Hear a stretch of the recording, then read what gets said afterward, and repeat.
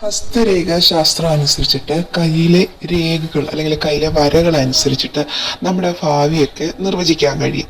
അല്ലെങ്കിൽ നമുക്ക് എത്രത്തോളം ആയുസ്സുണ്ട്, എത്രത്തോളം നല്ല ജോലി കിട്ടും, സമ്പത്ത് കിട്ടും, ഇങ്ങനെ പല കാര്യങ്ങളും പ്രഡിക്റ്റ് ചെയ്യാൻ കഴിയും. അതാണ് ഹസ്തരേഖാ ശാസ്ത്രം എന്ന് ഉദ്ദേശിക്കുന്നത്.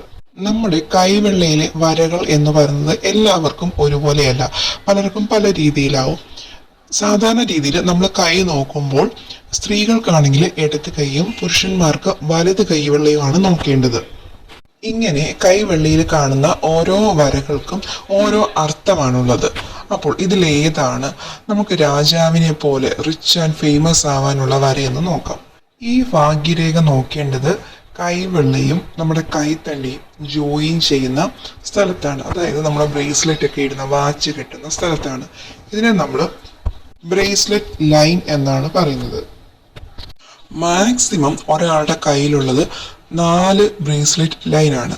കൂടുതൽ ആളുകളിലും 3 ബ്രേസ്ലെറ്റ് ലൈൻ മാത്രമേ ഉണ്ടായിരിക്കുള്ളൂ. 4ാമതൊരു ബ്രേസ്ലെറ്റ് ലൈൻ ഉണ്ടെങ്കിൽ നിങ്ങൾ വളരെ ഭാഗ്യവാന്മാരാണ്. റിസ്റ്റ് ജോയിന്റിൽ കാണുന്ന ഈ 4 വരകൾ ഓരോ ആളുകളുടെയും സമ്പത്തിനെയും ആയുസ്സിനെയൊക്കെയാണ് പ്രതിനിധാനം ചെയ്യുന്നത്. നിങ്ങളുടെ കൈത്തണ്ടയിൽ അല്ലെങ്കിൽ റിസ്റ്റ് ജോയിന്റിൽ നോക്കുമ്പോൾ ഒരു ബ്രേസ്ലെറ്റ് ലൈൻ മാത്രമേ ഉള്ളൂവെങ്കിൽ നിങ്ങൾ ഒരുപാട് ആരോഗ്യത്തോടുകൂടി ദീർഘനാൾ ജീവിക്കുന്ന വ്യക്തിയാണ്. ഇനി നിങ്ങളുടെ റിസ്റ്റ് ജോയിന്റിൽ 3 ലൈൻ ഉള്ളവരാണെങ്കിൽ നിങ്ങൾ നല്ലപോലെ ഹാർഡ് വർക്ക് ചെയ്യുന്നവരാണ്, വർക്കഹോളിക്കായിട്ടുള്ള ആൾക്കാരാണ്, ഉത്തരവാദിത്തോടെ എല്ലാ ജോലികളും ചെയ്യുന്ന ആൾക്കാരുമായിരിക്കും. 4ാമത്തെ ലൈൻ ഉണ്ടെങ്കിൽ അത് ഏറ്റവും അപൂർവമായിട്ടുള്ള ഒരു വരയാണ്. ഇതുള്ളവർ അപൂർവമായിട്ട് ഭാഗ്യങ്ങളുള്ള ആൾക്കാരാണ്. അതായത് ആർക്കും കിട്ടാത്ത ഭാഗ്യങ്ങളൊക്കെ ഇവർക്ക് കിട്ടും.